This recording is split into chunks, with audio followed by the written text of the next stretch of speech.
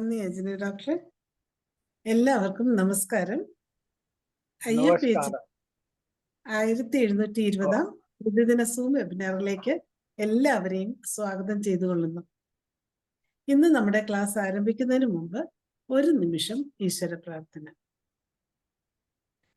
ഇന്ന് നമുക്ക് ക്ലാസ് എടുക്കുവാനായി എത്തിയിരിക്കുന്നത് doctor Ajni Shamsuddin. Doctor moderator വേഷം മാറ്റി ഫാക്കൽറ്റി വേഷം ധരിച്ച് മലയാളം സെക്ഷനിൽ എത്തുകയാണ്. BHMS MSc psychology, diploma in hospital administration, mind power trainer, success coach, relationship expert and author councillor, 20 വർഷത്തെ ചികിത്സാനുഭവങ്ങൾ. മാനസിക സംഘർഷങ്ങൾ എന്ന വിഷയത്തിൽ അജ്നി ഡോക്ടറോടൊപ്പം ചോദ്യോത്തര പരിപാടി എന്നതാണ് ഇന്നത്തെ വിഷയം.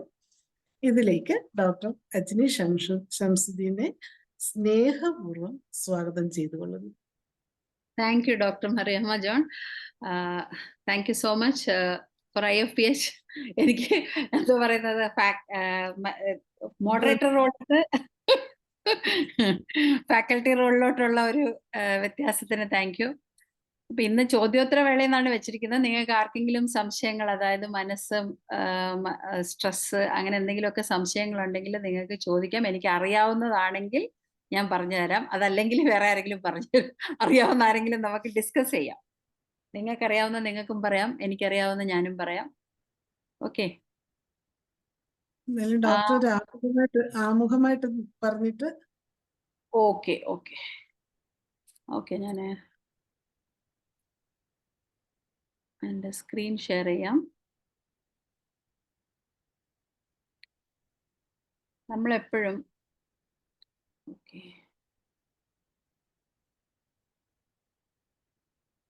കാണാമല്ലോ അല്ലേ മറിയാമ്മ ഡോക്ടർ? കാണാം.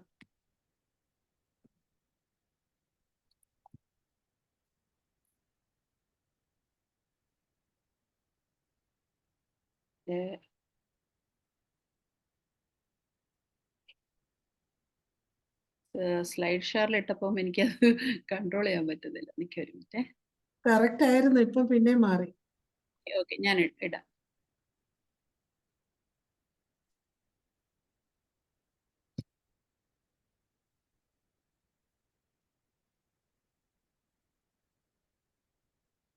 അതായത് നമ്മളെപ്പോഴും നമ്മളുടെ മനസ്സിനെ കൺട്രോൾ ചെയ്യേണ്ടത്, മുമ്പോട്ട് കൊണ്ടുപോകേണ്ടത് നമ്മൾ തന്നെയാണ്. പലപ്പോഴും സാഹചര്യങ്ങൾ എന്തായാലും നമ്മളെ ബാധിക്കും എന്നുള്ളത് സത്യം തന്നെയാണ്. പക്ഷേ നമുക്ക് വരുന്ന സാഹചര്യങ്ങളെല്ലാം നമ്മളെ ബാധിച്ചുകൊണ്ടിരുന്നാൽ, അല്ലെങ്കിൽ സാഹചര്യങ്ങൾക്കനുസരിച്ച് നമ്മൾ പോയിക്കൊണ്ടിരുന്നാൽ നമുക്ക് നമ്മളെ ഒരിക്കലും രക്ഷപ്പെടുത്താനാവത്തില്ല. കാരണം ഇന്ന് മാറും നാളെ മാറും എന്ന് വിചാരിച്ചിട്ട് നമ്മൾ എന്നും പ്രോബ്ലത്തിൽ തന്നെ ആയിരിക്കും. നമുക്കൊരിക്കലും മുമ്പോട്ട് പോകാനായിട്ട് പറ്റത്തില്ല. അപ്പം കോൺക്യൂർ യുവർ സെൽഫ്, നമ്മൾ തന്നെ മാറ്റിയാൽ അത്. കാരണം ഒന്നാമത്തെ കാര്യം മനസ്സിലാക്കേണ്ടത്, നമ്മൾ ഒറ്റയാണ്. അതായത് നമുക്കൊരു ഫാമിലി ഉണ്ട്, നമുക്കൊരു സമൂഹമുണ്ട്, നമുക്ക് ഫ്രണ്ട്സ് ഉണ്ട്. ഇതൊക്കെ സത്യം തന്നെയാണെങ്കിലും നമ്മളാണ് നമ്മളെ നിയന്ത്രിക്കേണ്ടതും കൺട്രോൾ ചെയ്യേണ്ടതും നമ്മളെ മുമ്പോട്ട് കൊണ്ടുപോകേണ്ടതും നമ്മൾ ഒറ്റയ്ക്ക് തന്നെയാണ്. നമ്മളുടെ പല ഡിസിഷൻ എടുക്കേണ്ടത്. ഇപ്പം എനിക്കൊരു മേജർ കാര്യം വന്നു, ഞാൻ അപ്പോൾ ഉടനെ മറിയാമ്മ ഡോക്ടറെ വിളിച്ച് ചോദിക്കുകയാണ്, ഡോക്ടറെ എങ്ങനെ ചെയ്യാൻ പറ്റും അങ്ങനെ എന്നൊക്കെ. ഡോക്ടർ ഒരു ഡിസിഷൻ എനിക്ക് പറഞ്ഞു തരുമോ? ഇല്ല. മനോജ് ഡോക്ടറിനെ വിളിച്ച് ചോദിക്കുകയാണ്, ഡോക്ടറെ എന്ത് ചെയ്യാൻ പറ്റും അങ്ങനെ ഇങ്ങനെയൊക്കെ.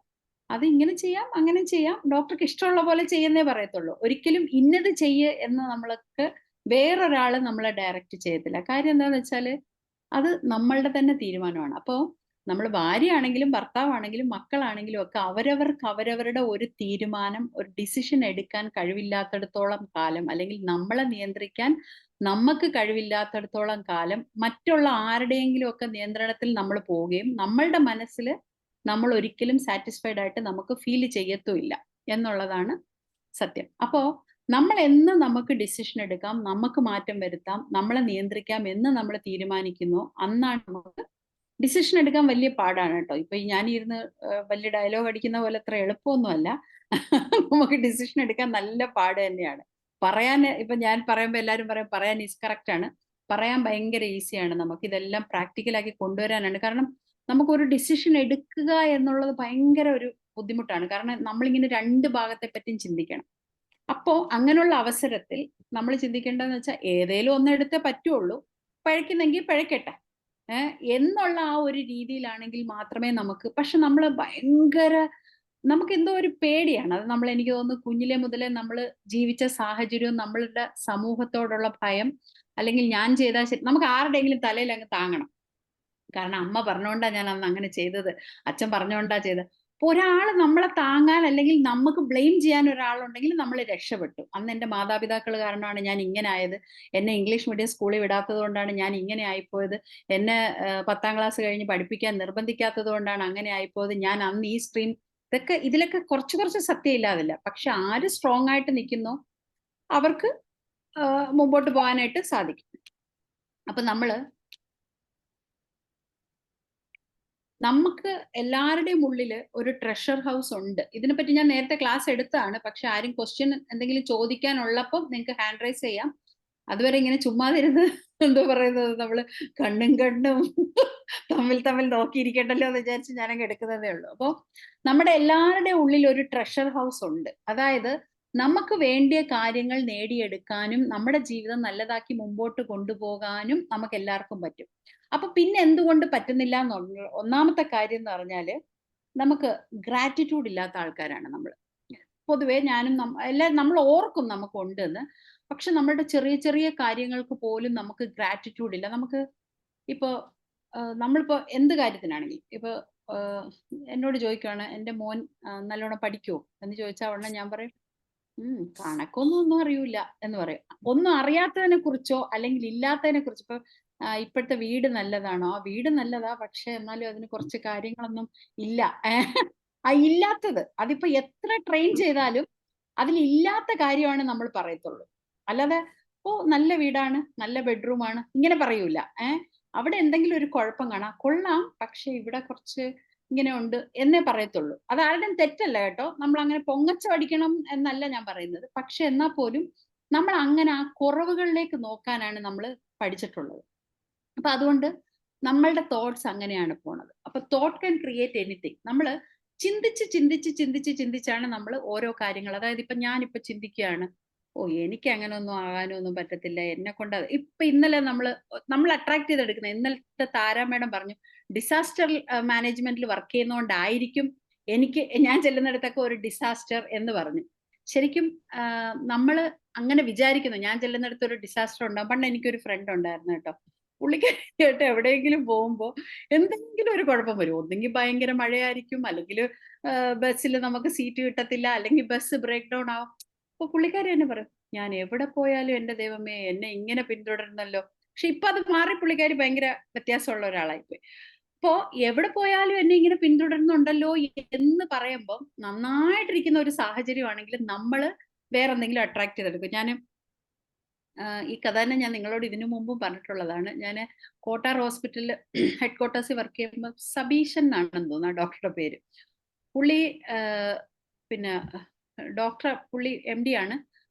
അപ്പൊ അവിടെ നമുക്ക് ഹെഡ് ക്വാർട്ടേഴ്സിൽ തന്നെയാണ് ഹൗസ് സർജൻസി. നമുക്ക് ഹോമിയോപ്പതിക് വിങ് ഒന്നുമില്ല അവിടെ, അലോപ്പതിക് ഹോസ്പിറ്റലിൽ തന്നെയാണ്. അപ്പൊ പുള്ളിയുടെ കൂടെ നമ്മൾ വർക്ക് ചെയ്യുമ്പോൾ പുള്ളിക്കാണെങ്കിൽ ഭയങ്കര അറപ്പാണ്. ഒരു ഡോക്ടറാണെന്ന് പറഞ്ഞാലും പുള്ളിക്ക് ഭയങ്കര അറപ്പാണ്.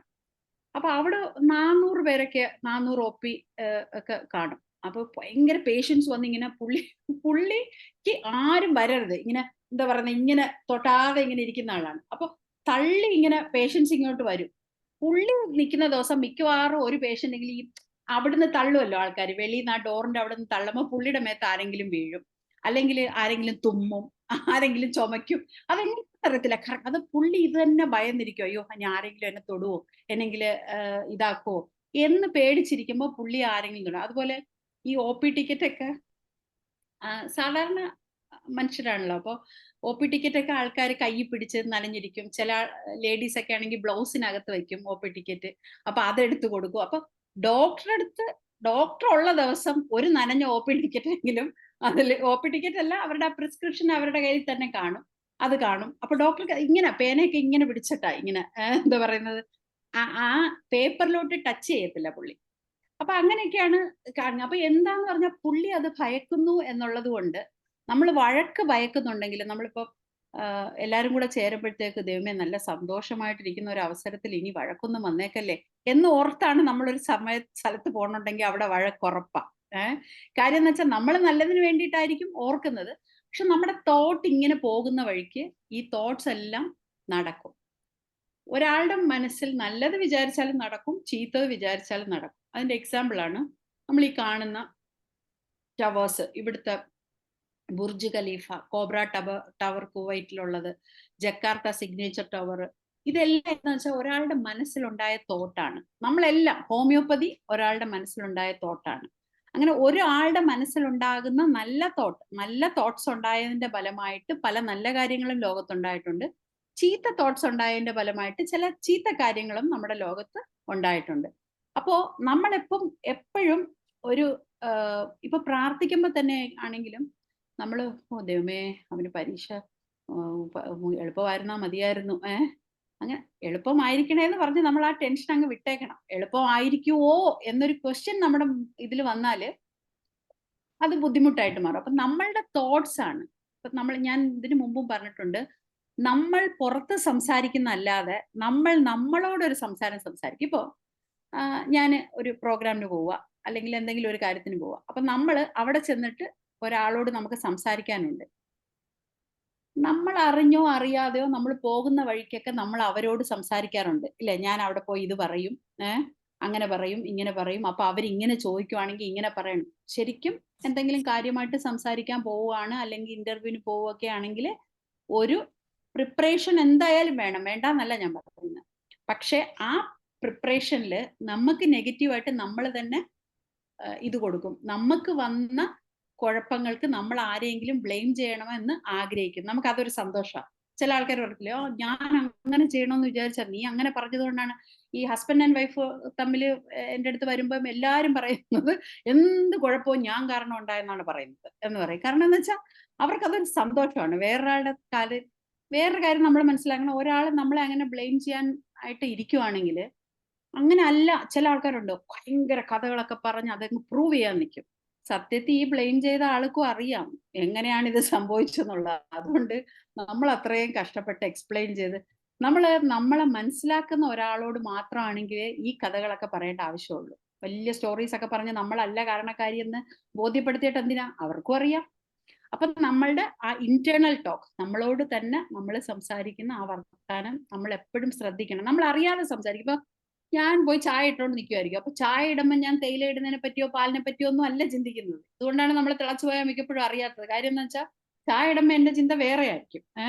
വേറെ കാര്യങ്ങളെ പറ്റിയായിരിക്കും നമ്മൾ ചിന്തിക്കുന്നത്. നമ്മൾ മിക്കപ്പോഴും വീട് പൂട്ടിയോന്ന് മറക്കുന്നത്, ഗ്യാസ് ഓഫ് ചെയ്തോന്ന് മറക്കുന്നത്, ജനലടച്ചോന്ന് മറക്കുന്നത്, ഇതൊക്കെ എന്താന്ന് പറഞ്ഞാല് നമ്മൾ ആ സമയത്ത് പോകുന്ന സ്ഥലത്തെ കുറിച്ചും അവിടെ പോയി നമ്മൾ സംസാരിക്കുന്നതിനെ കുറിച്ചൊക്കെ ആയിരിക്കും. അപ്പൊ മൈൻഡ്ഫുൾനെസ് ഇല്ല നമുക്ക്. എനിക്ക് പ്രത്യേകിച്ചില്ല കേട്ടോ, ഞാൻ എപ്പോഴും മറക്കും. അപ്പോ നമ്മൾ പർപ്പസ്ഫുള്ളി ഞാൻ ചായ ഇടുവാണ് എന്ന് എന്നെ തന്നെ ഞാനൊന്ന് ഓർമ്മിപ്പിക്കണം. ഞാൻ ജനലടയ്ക്കണം, അല്ലെങ്കിൽ ഇത് രജിസ്റ്റർ ആവില്ല. നമ്മൾ കഥവ് പൂട്ടിയോ എന്ന് നമ്മൾ രജിസ്റ്റർ ആയില്ല, അയൺ ബോക്സ് ഓഫ് ചെയ്തോ എന്നുള്ളത് നമുക്ക് രജിസ്റ്റർ ആയില്ല. അപ്പൊ ഇതെല്ലാം നമുക്ക് പുറത്ത് നടക്കുന്ന കുഴപ്പങ്ങളെല്ലാം നമ്മളുടെ അകത്ത് നടക്കുന്ന കുഴപ്പങ്ങളുടെ ഫലമായിട്ടാണ്. നമുക്ക് പുറത്ത് നടക്കുന്ന നന്മയെല്ലാം അകത്ത് നടക്കുന്ന നന്മയുടെ ഫലമായിട്ടാണ്. ഇപ്പൊ ഈ കാണുന്ന പിന്നെ എന്താ പറയുക, റൈറ്റ് ബ്രദേഴ്സ് ഫ്ലൈറ്റ് കണ്ടുപിടിച്ചത്, മാർസ് മിഷൻ, ഈ എന്താ പറയുന്ന ഗോർജസ് ഇത് ഡാം, ഇതെല്ലാം മൂൺ മിഷൻ, ഇതെല്ലാം നമ്മളുടെ തോട്ട്സിന്റെ, ഓരോരുത്തരുടെ തോട്ട്സിന്റെ ഫലമായിട്ട് ഉണ്ടായിട്ടുള്ള. അപ്പൊ തോട്ട് നമ്മളുടേത് നല്ലതായിരിക്കണം, അല്ലെങ്കിൽ നമ്മൾ നമ്മുടെ തോട്ടിനെ ഒന്ന് തിരുത്തിയെടുക്കണം. നമ്മൾ അകത്ത് നമ്മളെ തന്നെ ഒന്ന് മനസ്സിലാക്കി എടുക്കണം. അങ്ങനെ വരുമ്പോഴത്തേക്കാണ് നമ്മളിപ്പോ രാവിലെ എണീക്കും, അപ്പൊ ഞാൻ പച്ചക്കറി അരിയുവാണ്, അപ്പൊ ഞാൻ ഇങ്ങനെ വേറെ കാര്യങ്ങളാണ് ചിന്തിച്ചുകൊണ്ടിരിക്കുന്നത്. അപ്പോൾ എപ്പോഴെങ്കിലും നമ്മളെ ഒന്ന് ഇങ്ങോട്ട് വാ എന്ന് നമ്മൾ നമ്മുടെ മനസ്സിനെ തന്നെ ഒന്ന് വിളിക്കണം. ഞാൻ ഇവിടെ പച്ചക്കറി അരി എന്ന് പറയണം. അപ്പോഴാണ് നമുക്ക് ആ ഒരു ഇത് ചെയ്യാൻ പറ്റുന്നത്. നമ്മൾ മിക്കപ്പോഴും ആൾക്കാര് ഇവിടെ സ്പെഷ്യലി നമ്മുടെ UAE-ലൊക്കെ എല്ലാവരും ലിഫ്റ്റിലൊക്കെ കയറിയ ഒരു ആപ്പിൾ കാണും, അല്ലെങ്കിൽ കയ്യില് ഒരു ആപ്പിൾ കാണും, ഒരു ഷവർമ കാണും, അല്ലെങ്കിൽ കുടിക്കുന്ന ഒരു കപ്പ് കോഫി കാണും, അല്ലെങ്കിൽ വേറെ മിക്കപ്പോഴും രാവിലെ പോണവരുടെ എല്ലാവരുടെയും ഈ സാധനങ്ങളൊക്കെ കാണും. അവർ ലിഫ്റ്റിൽ കയറുന്നതോ ഇത് കുടിക്കുന്നതോ ഒന്നും ആസ്വദിക്കുന്നതേ ഇല്ല. വഴിയിലെല്ലാം ഇങ്ങനെ എന്തെങ്കിലും ഒരു ഫുഡും കൊണ്ട് പോകുന്നതായിരിക്കും. പറയുന്നത് അവർക്ക് തിന്നാൻ സമയമില്ല എന്നുള്ളതാണ്. തിന്നാൻ എത്ര സമയം വേണം? മാക്സിമം എത്ര സമയം വേണം? ഞാൻ ആലോചിക്കുന്നത് ഇത്രയും തിരക്ക് പിടിച്ച് ഈ ലിഫ്റ്റിൽ നിന്ന് തിന്നുന്നതും കാറ് കയറുന്നതിന് മുമ്പ് തിന്നു തീർക്കുന്നതൊക്കെ സത്യം പറഞ്ഞാൽ അവരുടെ ആ ജോലിയെ തടുക്കുന്നു എന്നാ എനിക്ക് പറയാൻ പറ്റും. കാറ് വിട്ട് കഴിഞ്ഞാൽ ഓക്കെ. മറ്റേതെങ്ങനെയാ വെച്ചാൽ നമ്മൾ ഈ ബൈറ്റ് ചെയ്യുമ്പോഴും നമ്മൾ നമ്മുടെ ആ ശ്രദ്ധ അങ്ങോട്ട് പോകും. ഒരാൾക്ക് സ്പീഡ് തിന്നണമെങ്കിൽ ഒരു 3 മിനിറ്റ് മുതൽ 3 മിനിറ്റ് കൊണ്ടൊക്കെ തിന്ന് തീർക്കാം. പറ്റത്തില്ലേ? ഇനി മാക്സിമം പോയാൽ ഇനി 10 മിനിറ്റ് വരെ. ആ ഒരു സമയം അവനവന് വേണ്ടി നീക്കി വെക്കാൻ പറ്റുന്നില്ല എന്നും ബിസി ആണെങ്കിൽ കുറച്ചും കൂടെ നേരത്തെ എണ്ണീറ്റ് 10 മിനിറ്റ് തിന്നാനായിട്ട് എടുത്താൽ മതിയല്ലോ. തിന്നുന്ന സാധനത്തിന്റെ രുചി അറിയുന്നില്ല, അത് ഇറക്കുന്ന അറിയുന്നില്ല, എന്തോ കുടിച്ചെന്ന് അറിയുന്നില്ല. നമ്മള് എന്തോ പറയുന്നത്, ചായയാണോ കുടിച്ചത്, കാപ്പിയാണോ കുടിച്ചത്, ഇതൊക്കെ ആർക്കറിയാം? അതൊന്നും നമുക്ക് അറിയാൻ പറ്റുന്നില്ല. കാരണം എന്ന് വെച്ചാൽ നമ്മള് ഓരോ കാര്യങ്ങൾ ചെയ്യുമ്പോൾ മറ്റുള്ളതിലോട്ട് ചിന്തിക്കുക. അപ്പൊ നമ്മുടെ തോട്ട്സിനെ നമ്മൾ ശ്രദ്ധിക്കുക എന്നുള്ളതാണ് മെയിൻ കാര്യം. ഈ സ്റ്റോറിയൊക്കെ ഞാൻ ഇതിനു മുമ്പ് ക്ലാസ് എടുത്തപ്പോൾ ഒരുപാട് പ്രാവശ്യം പറഞ്ഞിട്ടുള്ളതാണ്. കാറ് കണ്ടുപിടിച്ച കാര്യവും കാറ് കണ്ടുപിടിച്ചപ്പോഴത്തേക്ക് അന്ന് അതിനെ ആരും ഇതാക്കിയില്ലെന്നും പിന്നെ ഇപ്പൊ പറക്കുന്ന കാറുകൾ വരെ വന്നെന്നുള്ളതൊക്കെ ഞാൻ നേരത്തെ പറഞ്ഞിട്ടുള്ളതാണ്. അപ്പോൾ thought is the original source of all wealth, all success, all material gain, all great discoveries and invention and of all achievement. അപ്പൊ നമ്മളുടെ നേട്ടങ്ങൾ മുഴുവനും നമ്മുടെ തോട്ട്സിൽ നിന്നാണ് വരുന്നത്. നമ്മുടെ തോട്ട് നമ്മൾ ക്ലിയർ ആക്കുക. നമുക്ക് വേണ്ടാത്ത തോട്ട്സ്, ഇപ്പം ചില ആൾക്കാർ പറയുമല്ലോ, പ്രാകുന്ന ആൾക്കാരെ കണ്ടിട്ടുണ്ടോ? അവൻ മുടിഞ്ഞു പോകും, അവൻ വണ്ടി ഇടിച്ച് മരിച്ചു പോകും എന്നൊക്കെ പറയും. പക്ഷെ അവസാനം അവർക്കായിരിക്കും അത് സംഭവിക്കുന്നത്. എന്താന്ന് വെച്ചാല് ഈ നമ്മുടെ മനസ്സിന് ഇതൊന്നും അറിയത്തില്ല, വെറും പൊട്ടനാ മനസ്സ്. നമ്മൾ എന്ത് പറയുന്നോ അതങ്ങ് കേൾക്കുക എന്നുള്ളതേ ഉള്ളൂ. അല്ലാതെ അതിനിങ്ങനെ പിന്നെ ചിന്തിക്കാനുള്ള ബുദ്ധിയൊന്നുമില്ല. നമ്മളിങ്ങനെ വണ്ടി ഇടിച്ച് മരിച്ചു പോകും എന്ന് പറയുന്നത് അയാളെയാണ് പറയുന്നതെങ്കിലും അയാളുടെ മനസ്സ് അത് കേൾക്കുന്നില്ല, അയാളെ അത് ബാധിക്കുന്നില്ല. നമ്മളുടെ മനസ്സ് അത് റിപ്പീറ്റഡ് ആയിട്ട് കേട്ടോണ്ടിരിക്കുകയും നമ്മളെ അത് ബാധിക്കുകയും ചെയ്യും. ഈ ബ്രൂക്ലിൻ ബ്രിഡ്ജിന്റെ കഥയൊക്കെ ഞാൻ പറഞ്ഞിട്ടുള്ളതാണ്. മറിയാമ്മ ഡോക്ടർ അറ്റൻഡ് ചെയ്തിട്ടുണ്ടോ എന്ന് അറിയത്തില്ല അല്ലേ ഇതിന്റെ? കണ്ടിട്ടില്ല. എന്നാല് പുതിയ ആൾക്കാർക്ക് വേണ്ടി ഞാൻ ഒന്നും കൂടെ പറയാം. ഈ ബ്രൂക്ലിൻ ബ്രിഡ്ജ് സത്യം പറഞ്ഞാല് ഒരു ഈ പറയുന്ന ജോൺ റോബ്ലിംഗ് എന്ന് പറയുന്ന അദ്ദേഹത്തിന്റെ ഫാദർ തുടങ്ങി വെച്ചതാണ് ഈ ബ്രൂക്ലിൻ ബ്രിഡ്ജ് ഉണ്ടാക്കാനായിട്ട്. അദ്ദേഹം മരിക്കുകയും പിന്നീട് ഇതിലൊരു ആക്സിഡന്റിൽ കുറെ സ്റ്റാഫുകളും അദ്ദേഹത്തിന്റെ മകൻ ആ പണി ഏറ്റെടുക്കുകയും ആ പണി നിങ്ങൾക്ക് ഇത് കാരണം മറയുന്നുണ്ടോ? കാണാവോ? എമിലി എന്ന് പറഞ്ഞ അദ്ദേഹത്തിന്റെ വൈഫിനെ കാണാവോ? കാണാം. ഓക്കെ.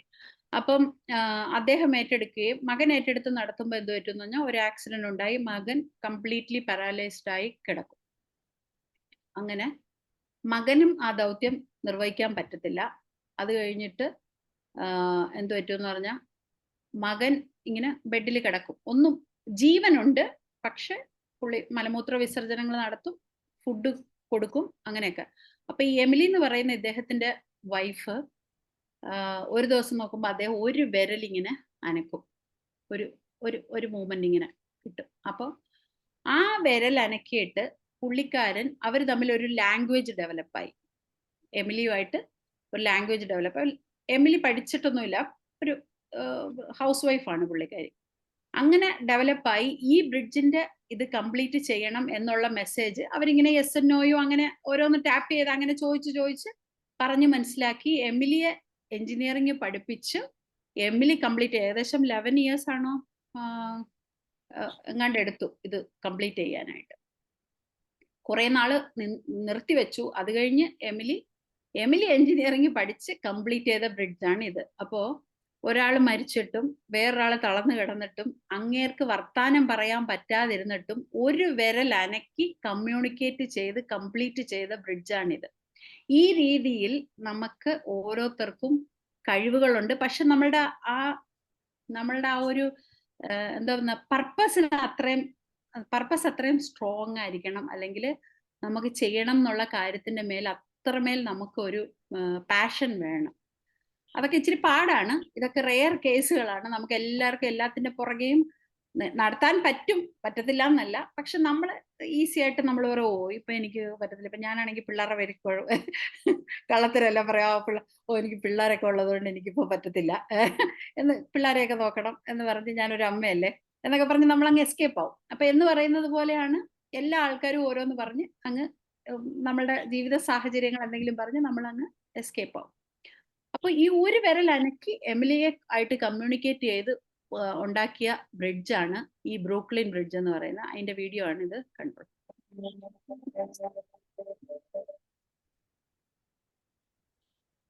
കണ്ടല്ലോ. അപ്പൊ ഡോക്ടർ ഹരിഹരൻ ഹാൻഡ് റൈസ് ചെയ്തിട്ടുണ്ട്. ഡോക്ടർ ചോദിച്ചോളൂ.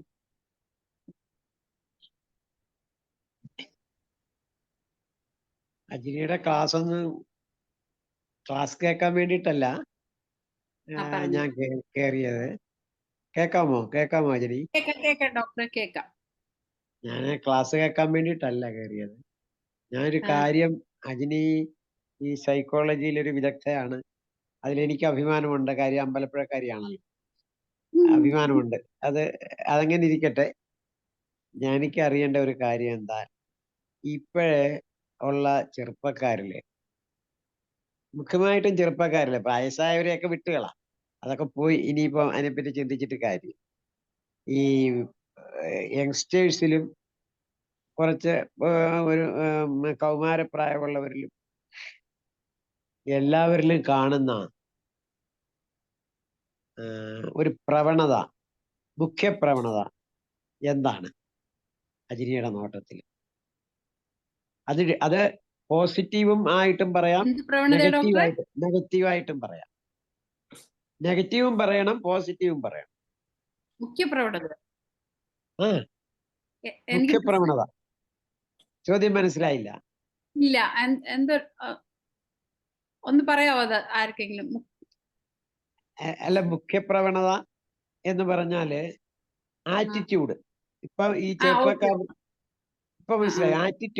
ആറ്റിറ്റ്യൂഡ് അത് അതില് പോസിറ്റീവ് ആറ്റിറ്റ്യൂഡും ഉണ്ട്, നെഗറ്റീവ് ആറ്റിറ്റ്യൂഡും ഉണ്ട്. ഇപ്പം ഞാനൊരു കാര്യം പറയാം, ഒരു ഉദാഹരണത്തിന് പറയാം. ഇപ്പൊ ചെറുപ്പക്കാരെ സംബന്ധിച്ച് മാര്യേജ് ചെയ്യണമെന്നുള്ള ആഗ്രഹം മിക്കവാറും പെൺകുട്ടികൾക്കും ഇല്ല. ഒരു മിനിറ്റ് ഡോക്ടർ, മനോജ് ഡോക്ടറാണ് ഹോസ്റ്റ് കേട്ടോ, എന്നെ ഒന്ന് കോ ഹോസ്റ്റ് ആക്കിയേക്ക്. പറഞ്ഞു ഡോക്ടറെ. മാര്യേജ് ചെയ്യണമെന്നില്ല, ആഗ്രഹമില്ല. പക്ഷേ അവർക്ക് താല്പര്യം ലിവിങ് ടുഗദറാണ്. അതെ, അവർക്ക് താല്പര്യം ലിവിങ് ടുഗദറാണ്. അവർക്ക് മാര്യേജിനോട് താല്പര്യമില്ല. അങ്ങനെ കാണുന്നുണ്ട്. പെൺകുട്ടികളില് ഞാൻ ഈ അടുത്ത സമയത്ത് ഞാൻ ഒത്തിരി ചെറുപ്പക്കാരി കുട്ടികളൊക്കെ എൻ്റെ ഒക്കെ മരുന്ന് വാങ്ങിക്കാൻ വരുന്നവരുണ്ട്. അപ്പം അതിൽ പേരൻസുമായിട്ട് വരുന്നവരുണ്ട്. അപ്പൊ ഈ പേരൻസ് എൻ്റെ ഒക്കെ തന്നെ പറയുന്നുണ്ട്, എൻ്റെ ഒക്കെ തന്നെ പറഞ്ഞിട്ടുണ്ട്, ഡോക്ടറെ ഇവക്ക് കല്യാണത്തിന് താല്പര്യമില്ല. ഇവിടാണ് ടെക്നോ പാർക്കിലാണ് ജോലി. 30 വയസ്സായി ഇവക്ക്. അവള് മാര്യേജിനോട് താല്പര്യം കാണിക്കില്ല. ഞാൻ എന്ത് ചെയ്യണം? അപ്പൊ ഞാൻ അവളുടെ ഒക്കെ ചോദിച്ചു, എന്താ നീ നിനക്ക് താല്പര്യം ഇല്ലാത്തതിന്റെ കാര്യം എന്താ എന്നാ കുട്ടിയുടെ ഒക്കെ ചോദിച്ചു. അപ്പൊ അവള് പറയുന്ന ഒരു കാരണം ഞാൻ പറയാം. എന്താന്ന് വെച്ചാൽ, ഐ വാണ്ട് ഇൻഡിപെൻഡൻസ്. എനിക്ക് സ്വാതന്ത്ര്യം വേണം. ഞാൻ മാര്യേജ് ചെയ്യുവാണെങ്കിൽ ഇന്നത്തെ ചെറുപ്പക്കാർക്കൊക്കെ ഒരു പൊസഷണൽ ഇൻസ്റ്റിങ്ക്റ്റ് കാണുന്നുണ്ട്. ഈ പൊസഷണൽ ഇൻസ്റ്റിങ്ക്റ്റ് എനിക്കിഷ്ടമല്ല. അതുകൊണ്ടാണ് ഞാൻ മാര്യേജിനോട് താല്പര്യമില്ലാത്തത്. അപ്പൊ ഇതുപോലത്തെ ഒത്തിരി കാര്യങ്ങള് ഞാൻ സമൂഹത്തിൽ കാണുന്നുണ്ട്. അത് ഓരോന്നോരോന്നായിട്ട് നമ്മൾ അനലൈസ് ചെയ്യുകയാണെങ്കിൽ അതിന്റെ ബേസിക് ആയിട്ടുള്ള ഈ പ്രവണത വരാൻ കാര്യം എന്താ? അജിനി ശ്രദ്ധിച്ചിട്ടുണ്ടോ? അതെ, ശ്രദ്ധിച്ചിട്ടുണ്ട്. തീർച്ചയായിട്ടും. അതൊന്ന് പറഞ്ഞു അതിനെപ്പറ്റി അറിയാവുന്ന പറയുകയാണെങ്കിൽ ഞാൻ എന്റെ അഭിപ്രായവും പറയാം. അജിനിയുടെ അത് തന്നെ നമുക്ക് ഡിസ്കഷൻ ആക്കി എടുക്കാം. കാരണം എന്താണെന്ന് വെച്ചാൽ ഒരു വലിയ ഡിസ്കഷനാ. മനോജ് ഡോക്ടർക്ക് എന്താ പറയാനുണ്ടെന്ന് തോന്നുന്നു. തീർച്ചയായിട്ടും ഉണ്ട്. നമ്മൾ ഇന്നലെ കേട്ടത് തന്നെയാണ് അതിന് കാരണം. എന്താണ്? ഇന്നലെ താരാ മാഡത്തിന്റെ പ്രസന്റേഷൻ കേട്ടില്ലേ? ഒരിക്കലും ഈ പറഞ്ഞ എന്തുകൊണ്ടാണ് ദൈവം 2 വിഭാഗത്തെ സൃഷ്ടിച്ചത്? മമ്മൂട്ടിയുടെ ഒരിക്കലും എന്തോ ഈ ജാതിയെ കുറിച്ച് മാത്രമേ മമ്മൂട്ടി ലോകത്ത് 2 ജാതികൾ, ആണും പെണ്ണും ഉണ്ട്. ശരിയാണ്, അങ്ങനെയുള്ള ബുദ്ധിമാനാണ്. അപ്പൊ എന്തിനാണ് 2ആയിട്ട് സൃഷ്ടിച്ചത്? അതിന് കാരണം ഉണ്ടാവും. അപ്പൊ ഓരോരുത്തരും അവരുടെ ഇന്റഗ്രിറ്റി കീപ്പ് ചെയ്ത് പോകുന്നതിന് പകരം ഇപ്പൊ അടുത്ത കാലത്ത് ഒരു പെൺകുട്ടികളെ ശലഭങ്ങളായി വളർത്തുന്നതിനുള്ള കടന്തലുകളെ പോലെ വളർത്തുക എന്നൊക്കെയാണ് പറയുന്നത്. അത് ഈ പറഞ്ഞ പോലെ അഗ്രസീവ് ആക്കുക, പിന്നെ ഈ പറഞ്ഞ പോലെ രണ്ടും രണ്ടായിരിക്കണം ഒന്നാക്കാൻ നോക്കുക. ഇങ്ങനെ വന്നപ്പോഴത്തേക്ക് രണ്ടും കെട്ട അവസ്ഥയായി. ഷാജി കുട്ടിയാൾ ഡോക്ടർ പറയുമ്പോൾ ട്രാൻസ്ജെൻഡർമാർ ഒരുപാട് കൂടിയിരിക്കുകയാണ്. ഈ ഒരു ബൗണ്ടറി മാറി. അപ്പൊ കാലഘട്ടത്തിന്റെ ഒരു പോക്കാണ്. പക്ഷെ കുറച്ച് കഴിയുമ്പോഴത്തേക്ക് തിരിച്ചു വരും. ഈ പറയുന്ന ഒരു 40 50 വയസ്സ് കഴിയുമ്പോൾ അവർ തിരിച്ചറിയും അവരവസ്ഥ എന്താണെന്നുള്ളത്. ചെറുപ്പത്തിന്റെ ഒരു ആവേശത്തിൽ ഒരു മനസ്സിൽ അവർക്ക് എന്നും ഇങ്ങനെ എന്നും 16 ഇരിക്കുന്നതായിരിക്കും. പക്ഷെ കുറച്ച് കഴിയുമ്പോൾ മനസ്സിലായി തുടങ്ങുമ്പോൾ അപ്പോഴത്തേക്ക് അടുത്ത തലമുറ കണ്ടുപിടിക്കുകയും തിരിച്ചു വരികയും ചെയ്യും. പിന്നെ ഒരു പോസിറ്റീവ് സൈഡ് ഞാൻ കാണുന്ന വെച്ചാല്, ഈ പണ്ടത്തെ ഈ ആൾക്കാരെ ഒരുമാതിരി അധിക്ഷേപിച്ച് പറഞ്ഞ ശീലം ഉണ്ടായിരുന്നു. ഇപ്പൊ കാല് വയ്യാത്ത ആൾക്കാരെ മൊണ്ടിയാണെന്നൊക്കെ പറയല്ലേ, കോങ്കണ്ണൻ മൊണ്ടി എന്നൊക്കെ പറഞ്ഞാൽ പഴയ കാലത്തുണ്ടായിരുന്നു. ഞാൻ സ്കൂളിൽ പഠിക്കുന്ന സമയത്ത് എന്റെ സ്കൂളിൻ്റെ ഒരു കട ഉണ്ടായിരുന്നു. അപ്പോഴത്തെ സാറന്മാർ പോലും പറയുന്നത് മൊണ്ടിയുടെ കട എന്നാണ് പറയുന്നത്. പക്ഷെ ഇന്നുള്ളവർക്ക് അത് പറയില്ല. അതുപോലെ റെസ്പെക്ട് ചെയ്യുന്ന രീതിയുണ്ട്. അത് അധ്വാനം. മുമ്പ് നമ്മുടെ വേണുനാഗുകളുടെ സിനിമയുണ്ട്. പല സിനിമയിൽ ഇങ്ങനെ 10 35 പേര് താടി വളർത്തി കറങ്ങി തിരിഞ്ഞ് നടക്കും, കയ്യിലൊരു പൈസ കാണില്ല. അവസാനം സഹോദരിയുടെ കല്യാണം വരുമ്പോ വീട്ടിൽ നിന്ന് ഇറങ്ങി പോടാന്ന് പറഞ്ഞ് നമ്മൾ ഒരുപാട് സിനിമ കണ്ടിട്ടുണ്ട്. ആ അവസ്ഥയിൽ നിന്ന് മാറി ഒരു 18 20 വയസ്സ് ഒന്നൊരു സ്വിഗ്ഗിയുടെ പുറകെങ്കിലും പോയി അധ്വാനിക്കുന്ന രീതി ഇപ്പോൾ ഉണ്ട്. അപ്പൊ പോസിറ്റീവ് സൈഡ് ഉണ്ട്. തീർച്ചയായിട്ടും മെഡിക്കൽ സ്റ്റുഡൻസ് ഒക്കെ പോലും സ്വിഗ്ഗി ഡെലിവറി നടത്തുന്ന അതെ. ആൾക്കാർ. അപ്പൊ അവര് ആ രീതിയിൽ പോകും. മാത്രമല്ല അവനവനെ കുറിച്ച് ഒരുപാട് ചിന്തിക്കുന്നുണ്ട്. ഇപ്പൊ തന്നെ ഒരുപാട് പുറത്തു പോകുന്നു, പഠിക്കുന്നു, അവർ സ്വന്തങ്ങൾ നിൽക്കുന്നു. അപ്പൊ ഒരു പോസിറ്റീവ് സൈഡ് നെഗറ്റീവ് സൈഡ് ഈ പറഞ്ഞിട്ടുണ്ട്. അതിന് കാരണം അത് കാലത്തിന്റെ സൃഷ്ടിയാണ്. കുറെ കൂടെ മുമ്പോട്ട് പോകുമ്പോൾ തിരിച്ചു വരവുണ്ടാകും ഞാൻ പ്രതീക്ഷിക്കുന്നു. ഓക്കെ, മനോജ്, എന്റെ അഭിപ്രായം പറയട്ടെ. മനോജ് പറഞ്ഞ അതിനോട് എനിക്ക് ഒരു കാര്യത്തിനോട് യോജിപ്പുണ്ട്. ഈ കാലത്തിനനുസരിച്ച് തിരിച്ചു വരും എന്ന് പറയുന്നതിനോട് എനിക്ക് യോജിപ്പില്ല. എന്താണെന്ന് വെച്ചാൽ, ഈ കാലം വരും കാലത്തെ കുറിച്ച് എനിക്കോ മനോജിനോ പ്രവചിക്കാൻ പറ്റത്തില്ല. ഒരു കാലത്ത് ഇവിടെ ഈ ഓൾഡ് ഏജ് ഹോംസ് ഉണ്ടായിരുന്നേയില്ല. അന്ന് ഉള്ളവർക്ക് ഓൾഡ് ഏജ് ഹോംസിനെ പറ്റി ചിന്തിച്ചിരുന്നില്ല. എൻ്റെ കുട്ടിക്കാലത്ത് ചിന്തിച്ചിരുന്നില്ല. പക്ഷെ കാലം എന്തെടുത്തു? അത് അത് അത് അത് ടേക്കപ്പ് ചെയ്തിട്ട് ഈ ഓൾഡ് ഏജ് ഹോംസ് വരാൻ. അപ്പോഴത്തേക്ക്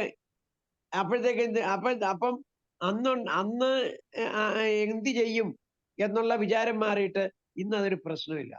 ഞാൻ ഏൺ ചെയ്യുന്നു, എനിക്ക് സമ്പത്തുണ്ട്, ഞാൻ നല്ലൊരു ഓൾഡ് ഏജ് ഹോമില് ജീവിക്കുന്നു, എനിക്ക് വേറൊരാളിനെ അങ്ങനെ ഡിപ്പെൻഡ് ചെയ്യേണ്ടതായിട്ട് വരുന്നില്ല.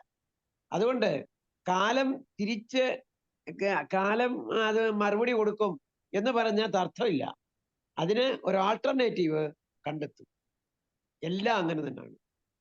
അതുകൊണ്ട് അതിനോട് എനിക്ക് കാര്യം, നമ്മുടെ പെൺകുട്ടികളൊക്കെ വളർന്നിരിക്കുന്നത് അമ്മായിയമ്മ പോരിന്റെ കഥകളും അല്ലെങ്കിൽ നമ്മൾ ഡയറക്റ്റ് കാണുന്ന കാര്യങ്ങളാണല്ലോ. കുട്ടികൾ ഇപ്പൊ നമ്മളിപ്പോ ഇതാണെന്ന് പറഞ്ഞാലും പുരുഷ മേധാവിത്വമുള്ള ഒരു സമൂഹം തന്നെയാണ് നമ്മളുടേത്. ആ മേധാവിത്വം വേണം നമ്മളെ. ശരിക്കും പറഞ്ഞാല് ഇപ്പൊ ഞാനോ മറിയാമ്മ ഡോക്ടർ ഇവിടെ ഇരിക്കുന്ന ലേഡീസിന് ആർക്ക് വേണമെങ്കിലും സംസാരിക്കാം. ആർക്കും എന്തോ പറയുന്നത് വലിയ ജോലി ചെയ്യണമെന്നോ. സത്യം, ടു ബി ഫ്രാങ്ക്, എനിക്കാണെങ്കിൽ വീട്ടമ്മയായിട്ട് ജീവിക്കുന്നതായിരുന്നു ഏറ്റവും വലിയ ഇഷ്ടം. നമ്മൾ അറിയാതെ നമ്മൾ അങ്ങനെ എല്ലാവരുടെ ഉള്ളിലും ഒരു സ്ത്രീകൾക്ക് അങ്ങനെ പുറത്തു പോയി പണിയെടുക്കണം എന്നൊന്നും വലുതായിട്ട് മറിയാമ്മ ഡോക്ടർക്ക് അങ്ങനെ വലിയൊരു ഇതുണ്ടായിരുന്നു. എനിക്കറിയത്തില്ല, ഒരുപാട് പേരോട് ഞാൻ ചോദിക്കുമ്പോൾ അവർക്കൊന്നും അങ്ങനെ ഭയങ്കര ഇഷ്ടമല്ല. വീട്ടിൽ ഇരിക്കുന്ന എല്ലാവർക്കും ഇഷ്ടം, അവധി ഇങ്ങനെ കുക്ക് ചെയ്യുക, വെറുതെ ഇരിക്കുക എന്നൊക്കെ പറയുന്നത് എല്ലാവർക്കും ഇഷ്ടമാണ്. പക്ഷെ കുറെ ആൾക്കാർക്ക് അങ്ങനെ വലിയൊരു ഉന്നത്തോടു കൂടി പോകുന്നവരുണ്ട് കേട്ടോ, ഇല്ലാന്ന് പറയത്തില്ല ഞാൻ. പക്ഷെ ഇപ്പോഴത്തെ കുട്ടികൾ, ഇപ്പം ഞാൻ ടെക്നോ പാർക്കിന്റെ അടുത്താണ് ഞാൻ താമസിച്ചിരുന്നത്. അപ്പൊ ഞാൻ ചിലപ്പം ഈ വീട്ടിൽ നിന്നൊക്കെ വരുമ്പോൾ ചിലപ്പോൾ ഞാൻ മമ്മിയുടെ അടുത്തുനിന്ന് ഭക്ഷണമൊക്കെ കഴിച്ചിട്ടൊക്കെ ഇറങ്ങുമ്പോൾ ഞാൻ രാത്രിയാകുമ്പോൾ എനിക്ക് കാറിനകത്തിരിക്കുന്ന എനിക്ക് പേടിയാണ്. അതായത് നമ്മൾ വളർന്ന സാഹചര്യം അങ്ങനെയാണ്. അതാ ഞാൻ പറഞ്ഞത്, എവിടെ പോയി ജീവിച്ചെന്ന് പറഞ്ഞാലും നമ്മൾ വളർന്ന സാഹചര്യത്തിൽ നമുക്ക് ഇരുട്ടി കഴിയുമ്പോൾ നമുക്കൊരു വീട്ടിലെത്തണം എന്നുള്ളതാണ്. അപ്പൊ ഞാൻ അങ്ങനെ കാറിലിരിക്കും. എൻ്റെ വലിയ മോനും ഒക്കെ എൻ്റെ കൂടെ ഉണ്ട്. എന്നാൽ പോലും എൻ്റെ ഉള്ളിൽ ഞാൻ വളർന്ന സാഹചര്യം അവിടെ പ്രവർത്തിക്കും. ഞാൻ പെട്ടെന്ന് പോകുമ്പോൾ നോക്കുമ്പോ 10:30 11 മണി 12 മണി രാത്രി അങ്ങനത്തെയൊക്കെ സമയത്ത് പിള്ളേര് പിന്നെ ജോലിയും കഴിഞ്ഞിട്ട്, കാരണം ടെക്നോ പാർക്കിലെ ടൈം അവരുടെ അമേരിക്കൻ ടൈം, ഓസ്ട്രേലിയൻ ടൈം അങ്ങനെയൊക്കെയാണല്ലോ. ഞങ്ങളുടെ ഫ്ലാറ്റിലൊക്കെ 3 മണിവരെ 4 മണിവരെ ഒക്കെ കുട്ടികൾ വെറും ഒരു ബാഗും പുറകെ തൂക്കി നടന്നു വരും. ഞാൻ ദുബായ് പോലും ഇത്ര ദുബായിൽ ഇങ്ങനെ നടക്കാൻ കുഴപ്പമില്ല. പക്ഷെ നമ്മുടെ നാട് പോലത്തെ നാട്ടില് അങ്ങനെ കുട്ടികൾ നടന്നു വരുന്നത് കാണാം, സുഖമായിട്ട് നടന്നു വരും. അപ്പൊ ഞാൻ പറയും, എന്താ പറയുന്നത്, മകനെയും കൊണ്ട് വണ്ടിക്കകത്ത് ഇരിക്കുന്ന എനിക്ക് നമ്മുടെ ഉള്ളിന്റെ ഉള്ളിൽ ഒരു ഫിയർ ഉണ്ട്. കാരണം നമ്മൾ വളർന്ന സാഹചര്യത്തിൽ 6 മണിയാകുമ്പോൾ വീട്ടിൽ കയറിക്കണോ എന്നുള്ളതാണ് നമ്മൾ കേട്ടിട്ടുള്ളത്, നമ്മൾ ശീലിച്ചിട്ടുള്ളത്. അപ്പൊ അതുകൊണ്ട് നമുക്ക് ഈ എത്രയും എക്സ്പോഷർ ഉണ്ടായിട്ടും നമ്മൾ എവിടെയോ അകത്തിരിപ്പുണ്ട്. അപ്പൊ എന്ന് പറയുന്നത് പോലെ ഈ കുട്ടികളെല്ലാം കേൾക്കുന്ന കഥകൾ, ഇപ്പൊ എൻ്റെ ഒരു എൻ്റെ കോളേജിലെ ഉണ്ടായിരുന്ന ഒരു ഫ്രണ്ടാണ്, ഒരുപാട് ജൂനിയർ ആണ്, അത് ഇതുവരെയും കല്യാണം കഴിച്ചിട്ടില്ല. ചോദിക്കുമ്പോൾ പറയും അത് പുള്ളിക്കാരി എപ്പോഴും ട്രാവൽ ചെയ്യാനും അവിടെ എവിടെയും പോകാനും ഒക്കെ ഉണ്ട്. ചേച്ചി എനിക്ക് ഇങ്ങനെ നടക്കാൻ പറ്റുമോ കല്യാണം കഴിച്ചില്ലെങ്കിൽ? വേണ്ടാന്നും പറയുന്നില്ല, എനിക്ക് വേണം തോന്നുമ്പോൾ ചെയ്യുന്ന അതും ഒരു നല്ല ഡിസിഷനാണ്. എന്നെങ്കിലും ഞാൻ ജീവിതത്തിൽ ഒറ്റപ്പെട്ടു എന്ന് തോന്നുമ്പോൾ ഒരു കൂട്ട് കണ്ടോളാം എന്ന് പറയുന്നതും അതിനെ ഞാൻ 100% അക്സെപ്റ്റ് ചെയ്യുന്നു. കാരണം എന്താ വെച്ചാല് കൂട്ട് വേണമെന്നുള്ളപ്പോ മതി കൂട്ട്. ഇപ്പൊ അവൾക്ക് പൈസ ഉണ്ട്, കറങ്ങാനുള്ള ആരോഗ്യമുണ്ട്, അതിനുള്ള ഐഡിയ ഉണ്ട്, അതിനുള്ള അവളൊരു ഡോക്ടറാണ്, MBBS MD ആണ്. അപ്പൊ അതെല്ലാം ഉണ്ട്.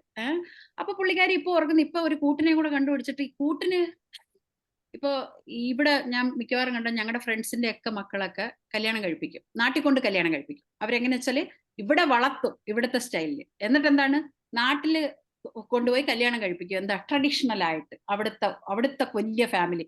പക്ഷെ അവിടുത്തെ വലിയ ഫാമിലി എന്ന് പറഞ്ഞാൽ നാട്ടിലെ രീതിയാണ്. ഇവിടുത്തെ പിള്ളേർക്ക് ആ ഫ്രീഡത്തിൽ ജീവിച്ചിട്ട് അവർക്ക് അത് പറ്റത്തില്ല. 2-3 വർഷമൊന്നും പോവില്ല, അതിന് മുമ്പ് കുറച്ച് കഴിയുമ്പോൾ പറയുന്നതൊക്കെ ഡൈവോഴ്സ് ആയി, നമുക്ക് ഇവിടുന്ന് എങ്ങാണ് ആരെങ്കിലും തപ്പാ ഡോക്ടറെ, അല്ലാതെ പറ്റത്തില്ല. ആ ചെറുക്കനാണെങ്കിൽ വെറും ഒരു നാടൻ ചെറുക്കനാ, നാട്ടിൽ വളർന്ന ചെറുക്കനാണത്. അവന്റെ കുടുംബം നോക്കിയാണ് ഇവർ ഇവിടുന്ന് പോയി കല്യാണം കഴിക്കുന്നത്. ഭയങ്കര കാശൊക്കെ കൊടുത്തിട്ടായിരിക്കും, കാരണം ഇവിടെ അവര് ഉണ്ടാക്കിയ കാശെല്ലാം മോക്ക് സ്ത്രീധനം കൊടുത്തിട്ടാണ് അവിടെ പോയി കല്യാണം കഴിക്കുന്നത്. എപ്പോഴും ഇപ്പൊ പ്രൊഫറ്റ് മുഹമ്മദ് പറഞ്ഞിട്ടുണ്ട്, നിങ്ങളുടെ കുടുംബത്തിന് സമാനമാണ്. നിങ്ങൾ UAE വളർന്നാണെങ്കിൽ UAE വളർന്നൊരു കുടുംബത്തിനെ തന്നെ കണ്ടുപിടിക്കുക, അല്ലെങ്കിൽ നിങ്ങൾക്ക് കുടുംബ ബന്ധങ്ങളുള്ളതാണെങ്കിൽ അങ്ങനെ തന്നെ ഒരെണ്ണത്തിനെ കണ്ടുപിടിക്കുക.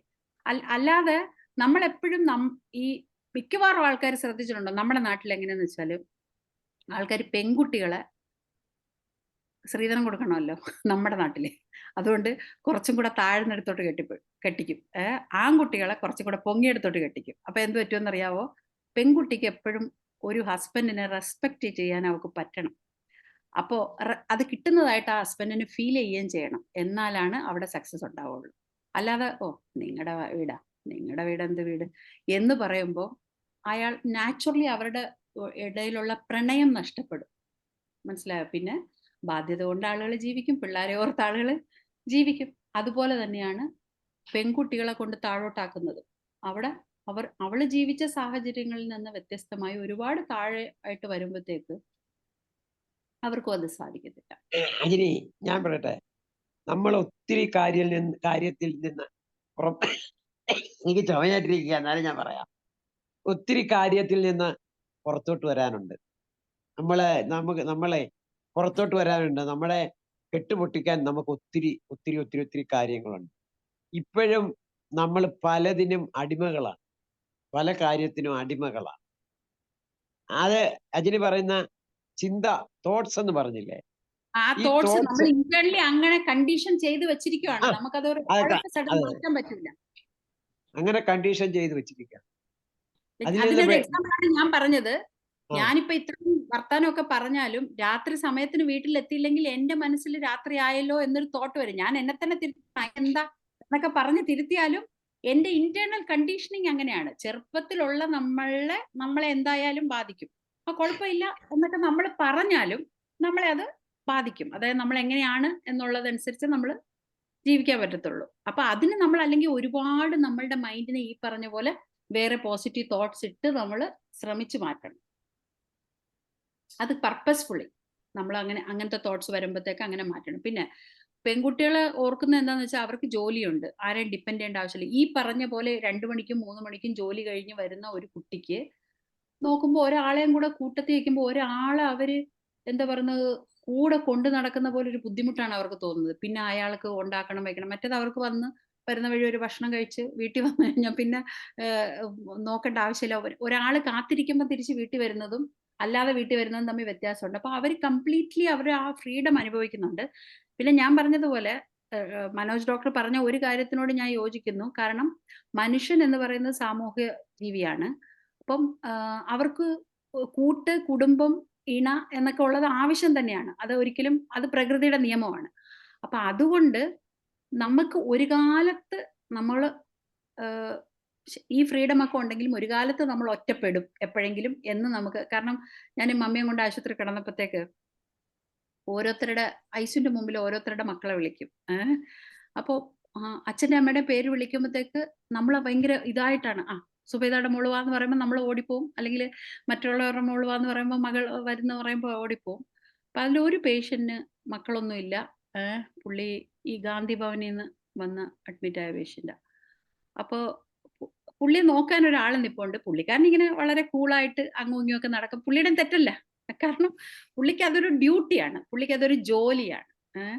അപ്പോൾ ആ സമയത്ത് ഞാൻ ഇങ്ങനെ മനസ്സിലിങ്ങനെ ആലോചിക്കുമായിരുന്നു, ശരിയാണ്, നമുക്ക് ആരും വേണ്ട എന്നൊക്കെ പറയുമ്പോഴും നമ്മളുടേതായ ഒരാള് ഉള്ളത് കൊണ്ടല്ലേ ഈ ഓരോരുത്തരും ഇങ്ങനെ ചിലപ്പോൾ ഇങ്ങനെ ടയേർഡായിട്ടൊക്കെ ഓരോ മക്കളൊക്കെ ഉറങ്ങുമായിരിക്കും. ഞാൻ അവിടെ നിന്ന് എല്ലാവരെയും ഇങ്ങനെ നോക്കും.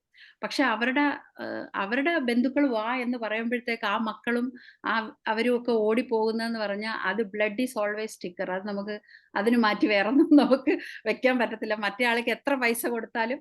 അതുകൊണ്ട് നമുക്ക് അങ്ങനെ ഒരു അജിനി പറയുന്നതൊക്കെ ഉണ്ടല്ലോ, വെസ്റ്റേൺ കൺട്രീസിൽ നോക്കി അവരുടെ കൾച്ചർ അനുസരിച്ച് അങ്ങനെയില്ല. അതെന്റെ അവരും അവിടെ ഹാപ്പി ആയിട്ട് ജീവിക്കുന്നില്ലേ? തീർച്ചയായിട്ടും. അതാ ഞാൻ പറയുന്നത്, ഇതെല്ലാം അവര് ഹാപ്പി ആയിട്ട് ജീവിക്കുന്ന അവരുടെ മൈൻഡ് അങ്ങനെ കണ്ടീഷൻഡ് ആണ് ഡോക്ടറെ.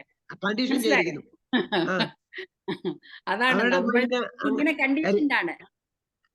അപ്പോ നമ്മുടെ വീട്ടിലുള്ള ഈ അമ്മായിയമ്മ പോര്, നമ്മുടെ വീട്ടിലുള്ള ഭർത്താവിന്റെ മേധാവിത്വം, നമ്മുടെ വീട്ടിലുള്ള ഇപ്പൊ ഒരു സ്ത്രീ ജോലിക്ക് പോകുമ്പോൾ അവൾ വീട്ടിലുള്ള ജോലികളെല്ലാം ചെയ്തു വെച്ചതിന് ശേഷം ജോലിക്ക് പോകുന്നത്. അതേസമയം ഒരു പുരുഷനാണെങ്കിൽ ഉടുപ്പൂട്ടങ്ങ് പോയാൽ മതി.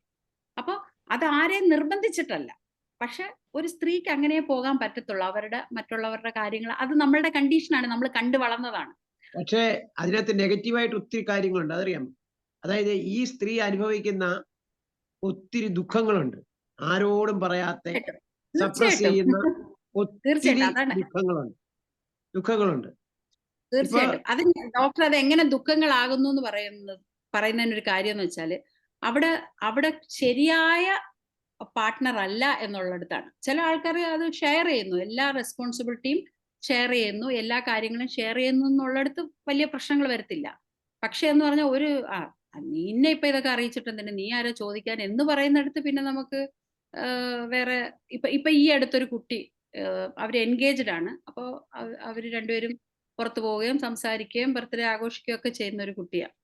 പെട്ടെന്ന് ഓൾ ഓഫ് എ സഡൻ ഒരു ദിവസം ആ കുട്ടി വന്ന് പറഞ്ഞു, ആ കുട്ടിയും അമ്മയെ കല്യാണം കഴിക്കാൻ പോണ പയ്യനും കൂടെയാണ് എൻ്റെ അടുത്ത് വന്നിട്ട് പറഞ്ഞു, എനിക്ക് താല്പര്യമില്ല ഇത് കൊണ്ടുപോകാൻ. അപ്പൊ അമ്മയ്ക്കൊക്കെ എല്ലാവരും അറിയിച്ച് ഇവരൊരു എൻഗേജ്മെന്റ് ഒക്കെ നടത്തിയതാണ്. അപ്പൊ ചെറുക്കനെ സംബന്ധിച്ചിടത്തോളം നല്ല പെർഫെക്റ്റ് ആണ്, ഒന്നും കുഴപ്പമില്ല എന്ന് പറയുന്നു. അപ്പം എന്താണ് പ്രശ്നം എന്ന് ചോദിച്ചപ്പോൾ ആ കുട്ടി എൻ്റെ അടുത്ത് പറഞ്ഞാണ്, ഞാൻ എൻഗേജ്മെന്റ് നടക്കുന്നത് വരെ പുള്ളി ഭയങ്കര പെർഫെക്റ്റ് ആയിട്ടുള്ള ആളായിരുന്നു. അതാണ് ഞാൻ പറഞ്ഞത്, എല്ലാവരും ആ റോളിലോട്ട് വരുമ്പോഴത്തേക്ക് അവരുടെ തനി സ്വഭാവം. അത് കഴിഞ്ഞ് പിന്നെ ഞാൻ ജോലിയിൽ തിരക്കാണ്, അല്ലെങ്കിൽ ഈ കുട്ടി കല്യാണം കഴിക്കാമെങ്കിലും അനിയത്തി കുട്ടിക്ക് 10 വയസ്സേ ഉള്ളൂ. അപ്പൊ ഈ കുട്ടിയുടെ കൂടെ ഉണങ്ങുന്നത് അനിയത്തി ഉണ്ട്, ഞാൻ പിന്നെ വിളിക്കാന്ന് പറഞ്ഞപ്പോ അനിയത്തി ഉണ്ടെങ്കിൽ എന്താ, നമ്മൾ എൻഗേജ്ഡ് അല്ലേ. അപ്പൊ എന്ന് പറയുമ്പോ ആ ഒരു അവകാശത്തിന്റെ പേരിൽ ഇത്രയും ദിവസം അനിയത്തി ഉണ്ടെന്ന് പറയുമ്പോ ഈ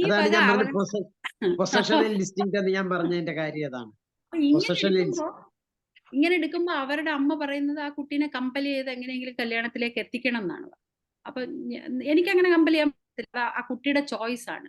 അല്ലെങ്കിൽ ആ കുട്ടിക്ക് ഇത്ര നാൾ കണ്ട ഒരാളല്ല എന്നുള്ള ആ ഒരു റിയലൈസേഷൻ ആണ് അവിടെ ഉണ്ടായത്. അപ്പൊ അവിടെ നമുക്ക് അതിന്റെ ഗുണവും നന്മയും പയ്യൻ നല്ലതാണെന്നൊക്കെ ഉള്ളത് നമുക്ക് വേണമെങ്കിൽ പറയാം. പക്ഷെ എന്ന് പറഞ്ഞ് ആ വിധത്തിൽ അപ്പൊ ആ കുട്ടി പറയുന്നത് ഇപ്പൊ എന്നെ ഇങ്ങനെ കൺട്രോൾ ചെയ്താൽ ഭാവിയിൽ എന്നെ എങ്ങനെ കൺട്രോൾ ചെയ്യാം. അപ്പൊ എങ്ങനെയൊക്കെ പോയാലും നമ്മൾ ഒരാളുടെ കൺട്രോളിന്റെ പേരിൽ പോകുന്നു എന്ന് കാണുമ്പോൾ കുട്ടികൾക്ക് അത് വേണ്ടാന്ന് തോന്നും. മറ്റേ ലിവിങ് ടുഗദർ ആണെങ്കിൽ വേണ്ടെന്ന് വെച്ചാൽ വേണ്ടെന്ന് ഇട്ടിട്ട് പോകാമല്ലോ. മറ്റേത് നമ്മുടെ നാട്ടില് ഇപ്പം നമ്മളിപ്പോ ഒരുപാട് ഡൈവോഴ്സ് ഒക്കെ ഉണ്ടെന്ന് പറയുന്നെങ്കിലും നമ്മുടെ നാട്ടിൽ നമുക്കറിയാവുന്ന എത്ര പേര് ഡൈവോഴ്സ് ചെയ്തിട്ടുണ്ട്? വളരെ കുറവല്ലേ ആൾക്കാർ. എന്താന്ന് വെച്ചാൽ ഓരോ പ്രാവശ്യം അവർ എങ്ങനെയെങ്കിലും പിരിഞ്ഞു പോകാന്ന് പറയുമ്പോഴും സ്വന്തക്കാരെല്ലാരും കൂടെ പറയും, അങ്ങനല്ല, പിള്ളേരുണ്ടല്ലോ, മറ്റേതല്ലേ മറിച്ചല്ലേ, എല്ലാം സോൾവ് ചെയ്ത് വിടും. കാരണം ഒരു കല്യാണം കഴിഞ്ഞ് പോയ കുട്ടികൾ പിന്നെ ആരുടെയും തലയിലാകാൻ പാടില്ല. എല്ലാരും എല്ലാരും ഡിഫറെന്റ് ഫാമിലി ആയി, അമ്മയ്ക്കും അച്ഛനും ഒക്കെ ആണെങ്കിലും പിന്നെ കുട്ടി വന്ന് നമ്മൾ മറ്റേ ജയ് ജനഗണമനയോ ആ സിനിമയിൽ കാണിക്കുന്നത് പോലെ, ഞങ്ങളല്ലേ മോളെ നിനക്കൊള്ളൂ, നിന്നെ തിരിച്ചു ആ വീട്ടിൽ കൊണ്ടുവിടാം എന്നാണ് പറയത്തുള്ളൂ. അല്ലാതെ ഞങ്ങളല്ലേ മോളെ ഉള്ളൂ, തിരിച്ച് നീ ഇവിടെ വന്ന് സ്വസ്ഥമായിട്ട് നിന്നോണെന്ന് ഒരമ്മയും അച്ഛനും നമ്മുടെ കൾച്ചറിൽ പറയത്തില്ല. വിളിക്കുന്ന വിളി കേൾക്കുമ്പോൾ ആ കുട്ടി പാക്ക് ചെയ്ത് പുറത്ത് പോകാൻ പോകുമ്പോൾ പറയും, ബാ നേരം വീട്ടുന്നതിന് മുമ്പ് അവന്റെ വീട്ടിൽ കൊണ്ട് വിടാമെന്ന്. കാരണം തിരിച്ച് ഒരിക്കൽ യോജിപ്പിച്ചതിനെ എപ്പോഴും തിരിച്ച് അത് ശരിയല്ലെങ്കിൽ, ഞാൻ പറയുന്നത് ചെറിയ സൗന്ദര്യ പിണക്കത്തിന്റെ പുറത്ത് പോകണമെന്നല്ല, ഒരു പെൺകുട്ടിക്ക് അവിടെ താമസിക്കാൻ പറ്റത്തില്ലെങ്കിൽ അവളെ തിരിച്ച് അക്സെപ്റ്റ് ചെയ്യാനുള്ള മനസ്സ് മാതാപിതാക്കൾക്ക് ഉണ്ടാകണം എന്നുള്ള ഞാൻ പറയുന്നത്. എന്നുവെച്ചാൽ പിന്നെ അത് എവിടോട്ട് പോകും, മിക്കവാറും ആൾക്കാർ ഗതികേട് കൊണ്ട് അവിടെ നിൽക്കുന്നതാണ്. അതെ, അങ്ങനത്തെ ധാരാളം കേസുകളുണ്ട്.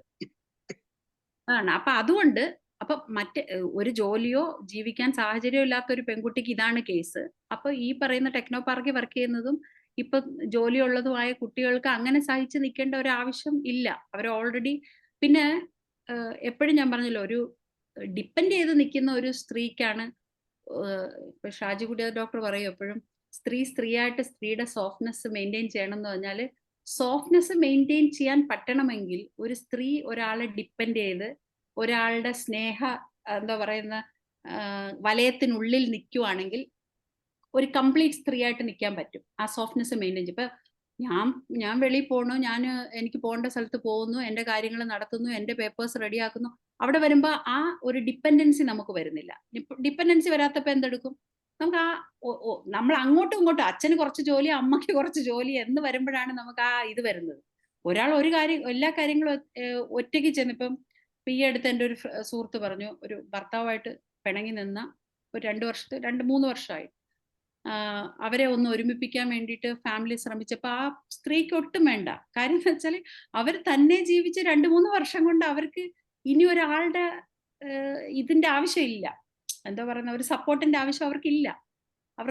അവര് ഈ പറയുന്ന പോലെ ചെയ്യുന്ന ജോലികൾ അനുസരിച്ചാണ് നമ്മളുടെ ഹോർമോൺ സെക്രീറ്റ് ചെയ്യുന്നത്, അത് പുരുഷനാണെങ്കിലും സ്ത്രീ ആണെങ്കിലും. അപ്പോൾ നമുക്ക് ഒരു കാര്യം നേടിക്കഴിയുമ്പോൾ നമുക്ക് കുറച്ച് നമ്മൾ വലിയ ആളാണെന്നൊരു തോന്നൽ തോന്നും. അപ്പൊ അതോട് നമുക്ക് മറ്റൊരാളുടെ ഒരു ഹെൽപ്പ് നമുക്ക് ആവശ്യം വേണ്ടി വരത്തില്ല. അപ്പൊ ആ ഡിപ്പെൻഡൻസിയിലാണ് നമുക്ക് കുറച്ച് കാര്യങ്ങൾ പണ്ടത്തെ കാലത്ത് കുറച്ച് നമുക്ക് എന്താ പറയുന്ന ആ സ്നേഹം വരുന്നത്, കുറച്ചും കൂടെ ഇത് വരുന്നത്. അപ്പൊ ഇപ്പോഴത്തെ പിള്ളേരെ ഞാൻ പറയുന്നത്, ഇപ്പോഴത്തെ പിള്ളേരെ ഞാൻ നിർബന്ധിക്കാറില്ല, അത് അവരുടെ ചോയ്സ് ആണ്. അവർക്ക് അങ്ങനെ ആവശ്യമുള്ളപ്പോൾ അവർ ചെയ്യട്ടെ. പിന്നെ കുറെ നാൾ കഴിയുമ്പോഴത്തേക്ക് അവർക്ക് ചിലപ്പോൾ അവരുടേതായിട്ട് ഇനി വേറൊരു കുട്ടിയുണ്ട്, എൻ്റെ ഒരു ഇവിടെ തന്നെയുള്ള സുഹൃത്തിന്റെ, നേരത്തെ ഞാൻ ഫസ്റ്റ് താമസിച്ചിരുന്ന ഫുജറയിലുണ്ടായിരുന്ന സുഹൃത്തിന്റെ 2ാമത്തെ മകളാണ്. പുള്ളിക്കാരി ഇത് ചെയ്യുന്നില്ല, അവരുടെ അമ്മയും അതിനെ സപ്പോർട്ട് ചെയ്യുന്നുണ്ട്, അമ്മയും മകളും കൂടെ ജീവിക്കുവാണ്. അപ്പം ഇഷ്ടമുള്ളപ്പം എല്ലാം കഴിച്ചോളാം എന്നാണ് പുള്ളിക്കാരി പറഞ്ഞത്. ഒരു കുട്ടിയെ വളർത്താൻ എനിക്ക് പേടിയാ ആൻറ്റി, അതിനെ നല്ലോണം നോക്കണ്ടേ എന്ന്. അപ്പൊ ആ കുട്ടിയെ വളർത്താൻ പേടിയാണ്, ഇനി കല്യാണം കഴിഞ്ഞാൽ ഞാൻ എങ്ങനെ പറയും എനിക്ക് കുട്ടിയെ വളർത്താൻ പേടിയാണെന്ന് എങ്ങനെ പറയും?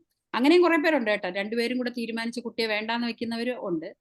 അപ്പൊ അതൊക്കെ അവരുടെ ചോയ്സ് ആണ്. നമുക്ക് സ്വാതന്ത്ര്യം ഉള്ളിടത്തോളം, അവനവന് ഫൈനാൻഷ്യൽ ഫ്രീഡം ഉള്ളിടത്തോളം ചോയ്സ് എടുക്കാൻ സ്ത്രീകൾക്ക് ഒരുപാട് മാർഗങ്ങളുണ്ട്.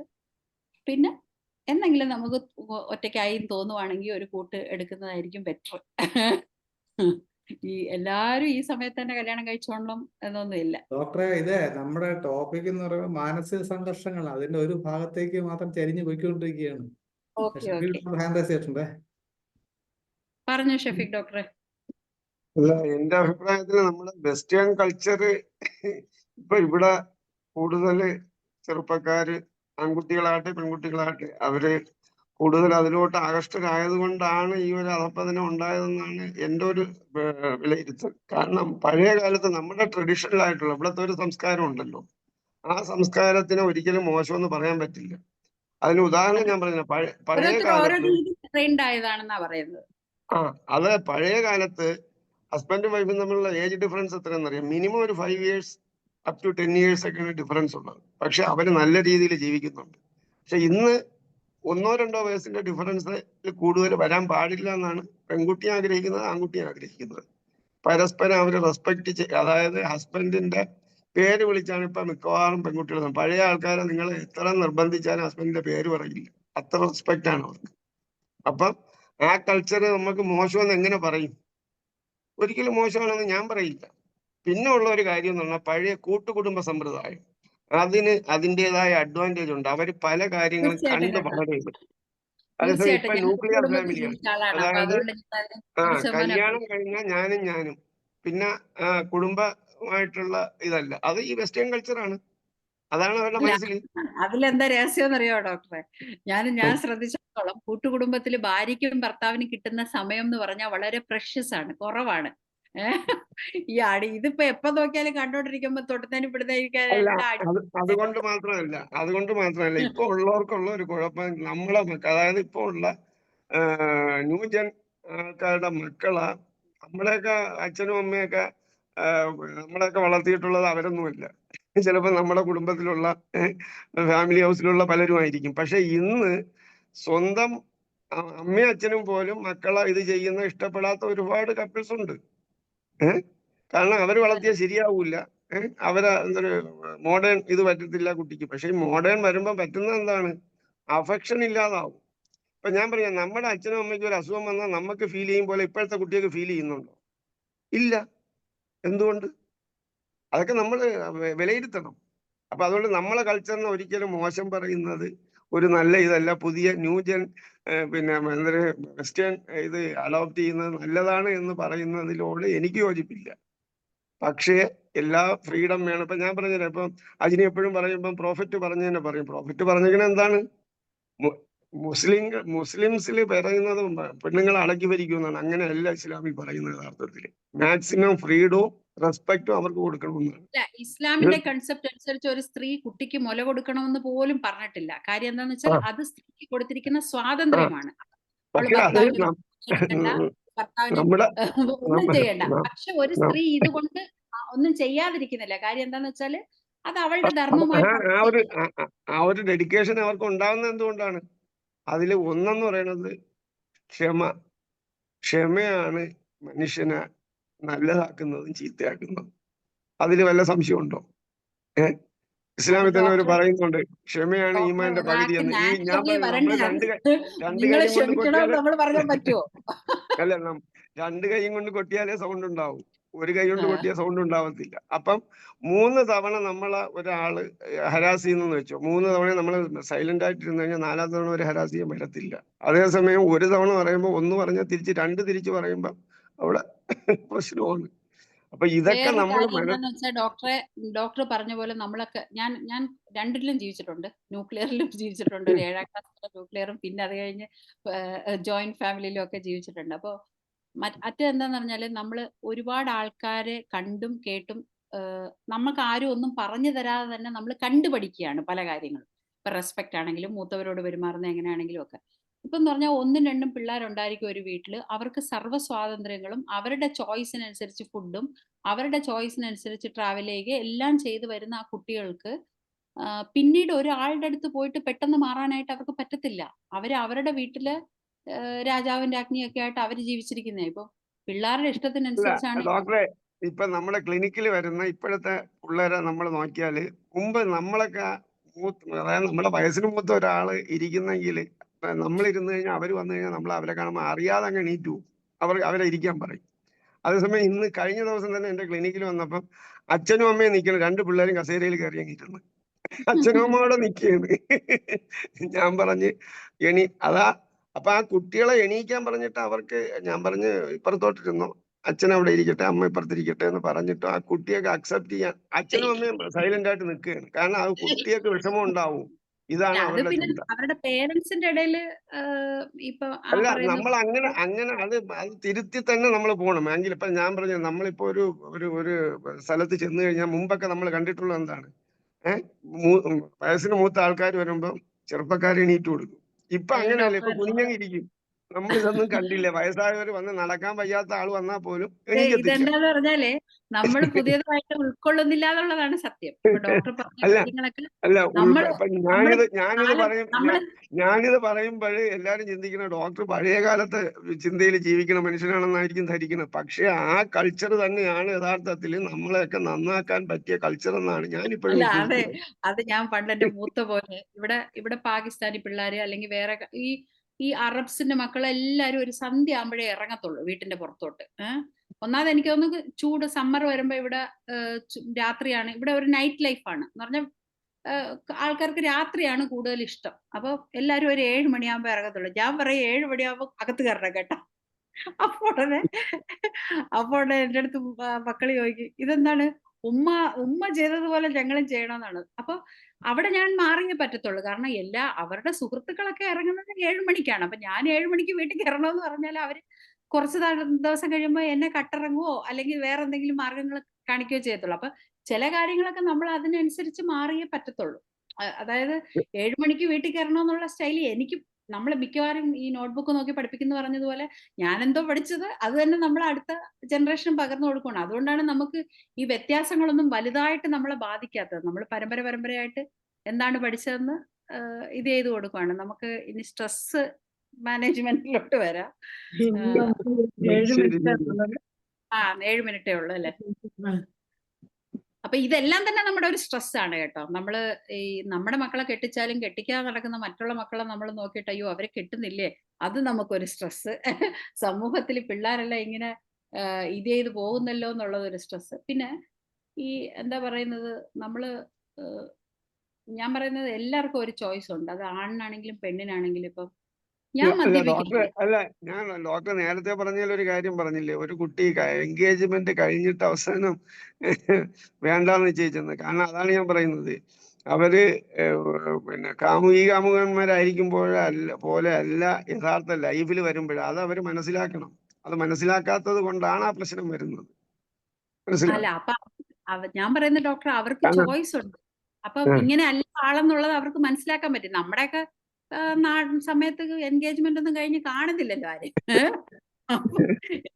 എന്ന് പറഞ്ഞ പോലെ അവർക്ക് മനസ്സിലാക്കാനും കൂടെ നടക്കാനും ജീവിക്കാനും ഒക്കെ സാഹചര്യം കിട്ടിയ സമയത്ത് പിന്നെ ഇനിയിപ്പം അവർക്ക് അത് ചോയ്സ് ഉണ്ട്. ഞാൻ പറയുന്ന ആണാണെങ്കിലും പെണ്ണാണെങ്കിലും കുട്ടിയാണെങ്കിലും ഇപ്പൊ ഞാൻ മദ്യപിക്കുന്നില്ല എന്ന് പറഞ്ഞ് മദ്യപിക്കുന്നവരെല്ലാം എനിക്ക് കുറ്റം പറയാൻ പറ്റില്ല. അത് അവരുടെ ചോയ്സ്. അതൊരു തെറ്റായ ഇതാണെങ്കിൽ പോലും അത് അവരുടെ ചോയ്സ്.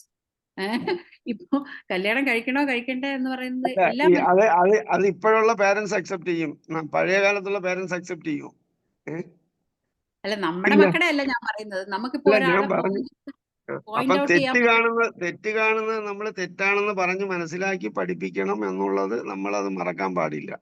ഇപ്പം ഞാൻ പറഞ്ഞുതരാം, പല കൂട്ടുകെട്ടുകളും ഉണ്ട്. ഇപ്പം ഈ വളരെ ഇതായിട്ട് ഡ്രിങ്കിങ് ഹാബിറ്റും ഇതൊക്കെ ഉള്ള കൂട്ടത്തിൽ കൂട്ടുകാരുള്ള പല പയ്യന്മാരും അതൊന്നും ഉപയോഗിക്കാത്ത ആൾക്കാരെ എനിക്കറിയാം. കാരണം അവരുടെ ചുറ്റുപാടും ആ ഗൈഡൻസും അനുസരിച്ച് അവർ ആ രീതിയിലാവും, മറ്റൊരല്ലാത്ത രീതിയിലാവും. അതുകൊണ്ട് നമ്മൾ ഗൈഡ് ചെയ്യുന്നതനുസരിച്ച് കുറെയൊക്കെ ഇതുണ്ടാവും എന്ന് തന്നെയാണ് എൻ്റെ ഒരു വിശ്വാസം.